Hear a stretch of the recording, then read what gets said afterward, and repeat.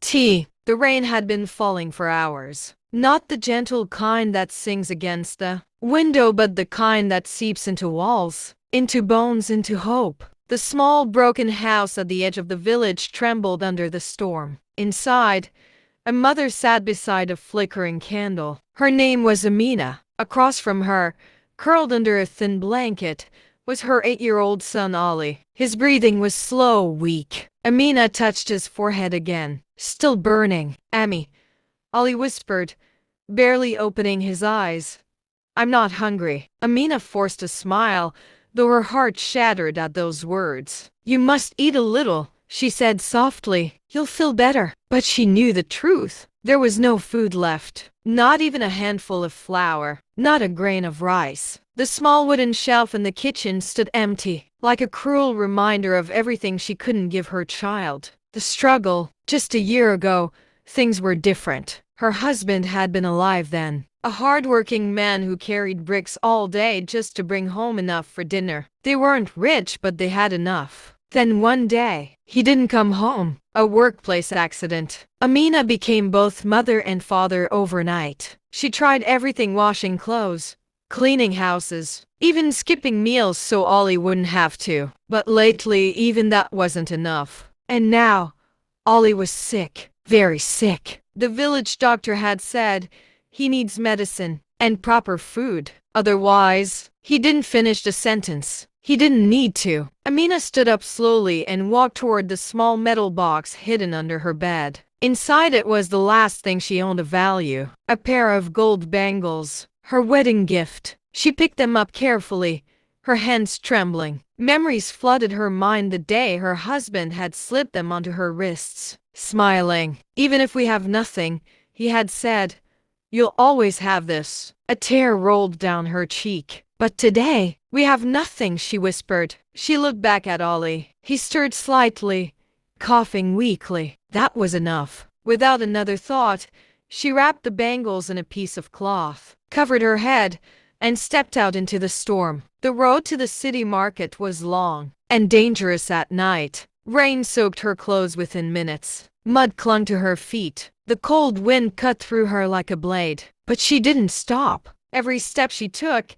she imagined Ollie's face, his smile, his laughter, his voice saying, "Ammi, look what I made." Those memories pushed her forward. After what felt like hours, she finally reached the market. Most shops were closed. Only one dimly lit jewelry store remained open. The shopkeeper looked up, surprised. "Who comes at this hour?" Amina stepped inside, shivering. I need to sell this," she said, placing the bangles on the counter. The man examined them carefully. "They're pure gold," he said, "but I can't give full price right now." Amina swallowed hard.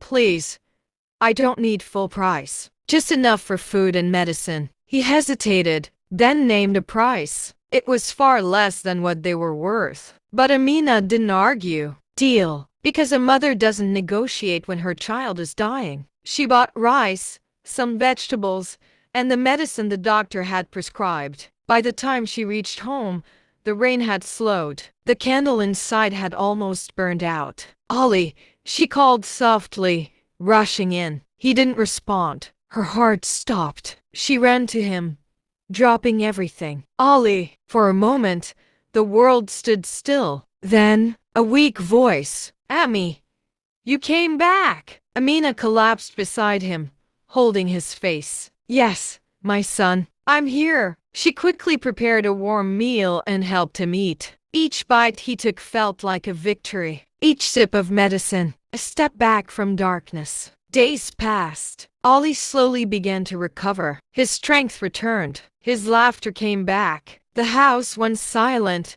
filled with life again. One morning, Ollie noticed something. "Ammi, where are your bangles?" Amina paused. Then she smiled. "Oh, I kept them somewhere safe." Ollie nodded, satisfied. But later that day, he overheard the neighbor speaking. She sold her wedding bangles just to save him. Ollie froze. His small hands clenched. That night, he looked at his mother differently. Not just as someone who cared for him, but as someone who gave up everything for him. Years later, Ali stood on a stage, dressed in a graduation gown. The crowd applauded as his name was called. He was now a doctor, the first in his village. As he held his certificate, his eyes searched the crowd. And there she was, Amina, older now, tired, but smiling the same way she always had. Ali walked down from the stage, straight to her. In front of everyone,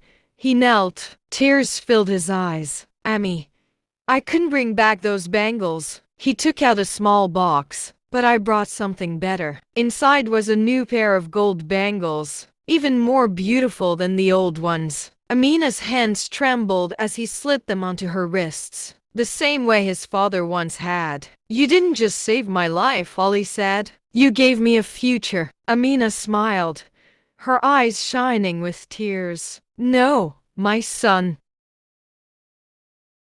A mother's sacrifice is never measured by what she loses, but by the life she saves.